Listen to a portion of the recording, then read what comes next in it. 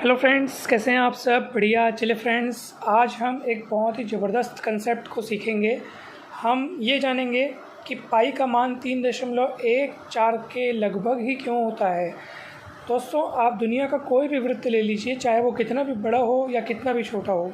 जैसे मान लीजिए हमने यहाँ पे एक वृत्त लिया है जिसका केंद्र O तथा त्रिज्या R है, ठीक है। अब इस वृत्त की परिधि का सूत्र हम जानते हैं 2πr। वृत्त का व्यास यानी कि त्रिज्या का डबल 2r।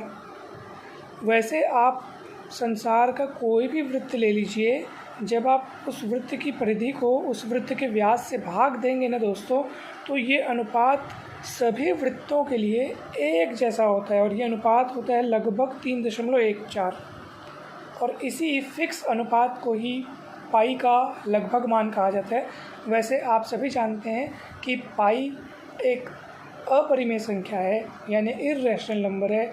यानी जब हम पाई का वास्तव में जब हम दशमलव निरूपण करते हैं ना दोस्तों, तो ये अनंत काल तक चलता है और इसमें नॉन रिकरिंग पैटर्न होते हैं, यानी कि 3.1 4 1 5 9 2 6 5 मतलब चलते रहता है, यानी कि non terminating non repeating decimal expression होता है पाई का। कोई भी वृत्त ले लीजिए और जब उस वृत्त की परिधि को आप वृत्त के व्यास से डिवाइड करेंगे तो ये अनुपात सभी वृत्तों के लिए एक जैसा रहेगा। और आप इस तरफ भी देख सकते हैं कि वृत्त की परिधि यानी 2πr, वृत्त का व्यास यानी 2r, डिवाइड करेंगे तो 2r कैंसिल होकर के पाई आपको मिलेगा और ये लगभग 3.14 रहता है। मतलब सभी वृत्तों के लिए ये कांस्टेंट राशि होती है। वृत्त की परिधि और उसके व्यास का अनुपात हमेशा कांस्टेंट राशि रहता है।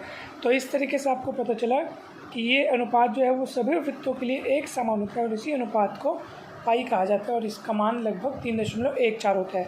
तो ये तो हुआ एक रीजन, एक तरह का स्पष्टीकरण।